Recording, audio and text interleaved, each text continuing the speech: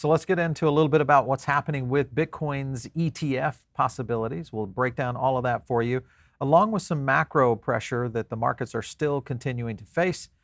I'll jump into all that for you guys today. My name is Paul Barron. Welcome back into TechPath. All right, so a couple of points I want to hit on as we get into the delayed potential here for Kathy's Bitcoin ETF, and we'll kind of break that down. But I want to go to this first tweet here. Kobe EC letter comes in, breaking, PPI inflation rising 0.8%, above expectations of the 0.7. Core inflation remained pretty much unchanged at 2.4, which was above expectations of 2.3. And then this is the first month that we've seen an increase in PPI inflation since July. And again, that kind of goes back to what we've seen really as the potential. So the question, I think, is still whether or not have we already seen the last Fed interest rate hike. I'd love to get you guys' feedback. When we see the next FOMC meeting, what are your thoughts on whether or not we'll see a hike or whether or not we will start to see a pause continue down the track there? Because remember, there was a pause for that one time, 1 month, and then obviously Chair Powell came back in. Gareth, who we had on the show yesterday, make sure and check that out. He came in with a tweet, says data coming in slightly hotter, yes. Producer prices lead consumer prices. So again, this leads me to see more rates higher for longer with inflation getting stickier around 3%. We talked a little bit about that on the show yesterday. I'm somewhat in agreement with that. And the real question, though, that is starting to, at least I am starting to look at, I was much more of a bear going into this fall. And based on what we're continuing to see here with the job pressures, with some of the macros, but more importantly, the continued growth of just the general markets continues to kind of push on, do we and can we see a potential here that is going to start to bleed into Bitcoin ETFs, but also maybe the beginning of those bull runs coming out. So I think a lot of this will depend on what's happening in Wall Street. But again, it's going to have some very interesting scenarios that obviously the SEC is a big part of. When you look at this statement right here, SEC asked for new comments in the ARK Bitcoin ETF. Obviously, I look at this and I just simply say, hey, listen, this is a delay tactic. If you look at some of the things that they put in this, they want to submit written data, views, and arguments in 21 days. SEC is now specifically seeking comments on an amendment filed in July by the CBOE. So that was all about surveillance sharing agreement. So similar to those seen in more recent proposals that have come obviously from, like places like Blackrock and Fidelity. So that in itself is still pushing again, I think, in terms of a delay. Anyone wishing to file a rebuttal, they've got another 35 days, so this could get dragged out for at least another month in that format. And then Kathy Wood kind of responded a little bit here, as I think we're probably right that the August 13th will come and go. That's obviously going to happen this weekend. Wood said that I think the SEC, if it's going to approve a Bitcoin ETF, it will approve more than one at once. And this is something we've been looking at for a while. We've had Bloomberg on a couple of times here to talk about that. I want to go over to a clip also because this is kind of an interesting analysis here from Kitco that we'll get into. But before I jump into that, I want to invite you guys to make sure and subscribe to the channel. And one of the ways you can do that, of course, is just hitting that little subscribe button right there and hit the bell because it's going to give you notifications when we go live. And of course, it always helps when some of our partners out there like Chart Prime, if you guys want to get into that, it's a great way to elevate your game in terms of tool sets. We use this along with our own sentiment data in the Crypto Power Index to basically chart how we trade in the market. So that's another one you can check out. We'll leave a link down below. All right, so I wanted to get into a couple of points here before I go to this clip. One of these is the timing. And if you look at the timing here, of course, we see the first deadline there with ARK. But right there is that second deadline right there that we're approaching right now. But you'll notice that the first deadline for all of these are literally coming at the 1st of September. So iShares, Bitwise, iShares being Blackrock, Bitwise, Van Eck, WisdomTree, Invesco, Galaxy, Wise Origin, and then the Valkyrie. All of those coming due. This will be the first time that we've seen this.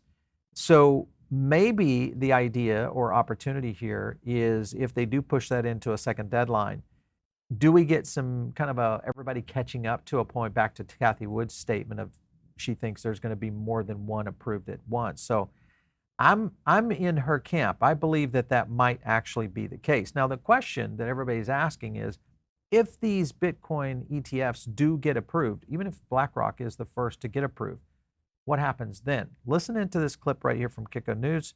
I wanted to play this. Is, of course, Michelle talking to Mr. Yusko. Listen in. Opinion. So does the spot Bitcoin ETF then make it more difficult to manipulate the price, because it hasn't, according to what many gold people would say, it hasn't really helped with the gold and silver market to have spot gold ETFs while you still have gold futures ETFs? How does the spot one balance the futures one when it comes to market manipulation? Such an excellent point. Such an excellent point.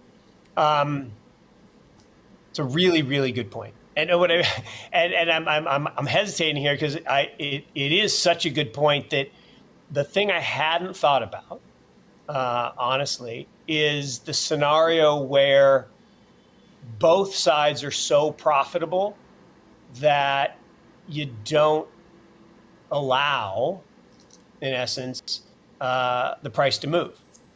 So you could have the spoofers making a ton of money shorting, and you could have the long ETF spot making tons of fees. They're not making any money because the price doesn't rise, but they don't get paid incentive fees. They get paid fees for assets. So Michelle, that's actually a really good point, that it, the only argument I could make against that point is I believe that the wave of spot demand will dwarf the capacity of the Bitcoin futures market at this point. Doesn't mean the Bitcoin. Let me kind of hit on that. First of all, Mark was kind of stunned by that question. It was a great question by Michelle.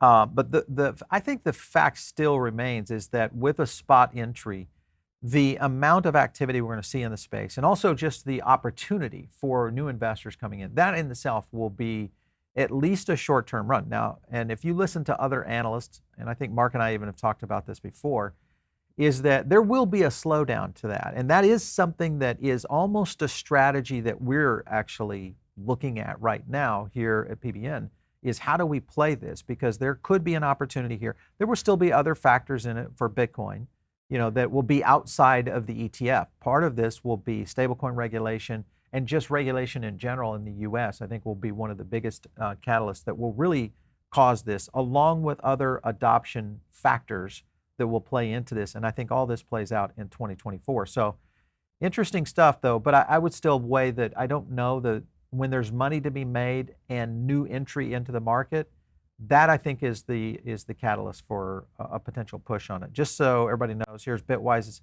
Bitcoin ETF, 20 days out. So all that one is ticking and coming in fast. And if you look at the activity on Bitcoin, and I'll get to a chart here in a second, but I want to just float in on a couple of stories on BlackRock.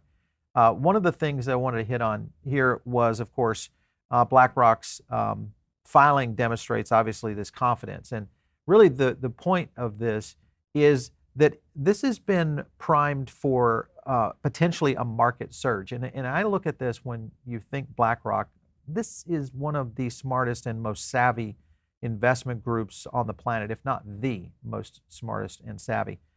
They are doing this in a very unique time where legitimizing crypto and Bitcoin and digital assets may be just around the corner. And remember, there's a timing factor here that we talk about a lot, and that is you don't want to be hitting the market when everybody else is hitting the market. You want to be hitting the market when everybody else hasn't yet found that out. And I feel like that's where BlackRock kind of is in a position right now in terms of just their timeline overall. This came in also, this was just a leak that happened here over the past 24, reveals BlackRock's game-changing plan that could cause price chaos for Ethereum and XRP. So some of this is coming from Mike Novogratz, who's talking about it. He says he revealed that 2 of the world's largest asset managers expect game-changing spot Bitcoin ETF to be approved in the next 6 months. So there is some inside baseball happening right now within all of this. This is all political, and it is all timing. And timing matters massively in any kind of Wall Street activity. Timing is the key. And I think that is going to be playing into it again. So in my opinion, you've got a couple of ways you can play this. One, of course, you can kind of sit on the sidelines and be looking at this anti-volatility of Bitcoin that we've been watching for quite some time here around really that 29 to 30K range. You can kind of see it. It's just as boring as it can get. Or you could be looking at potential entry points, because even if Bitcoin does, if we get some more market pressure from macro, if we get something crazy like, real anti-regulatory positioning, which I would be surprised with based on what I'm seeing and hearing out of these investment titans and what the opportunities are there, because they're not leaving money on the table, then I think the key here is going to be, is now the right time to enter into Bitcoin and or Ethereum? That's what I would love to know from you guys. Make sure and drop some comments down below. It's one of the ways we kind of get some interface from you. And another thing you can do is jump into our Diamond Circle. And our Diamond Circle is one of the largest groups in crypto out there. It is an email list that you can get over on Substack. Just go to pbn3.substack. You'll find us. But it's also where you can get additional podcasts, more research, and even my own analysis. I also am getting ready to launch a new podcast that will be only available over there first. So make sure and check that out. If you're in that list, you'll get access to it. So it's very easy. If you guys want to catch me out there on Twitter, it's @Paul Barron. We'll catch you next time right here on TechPath.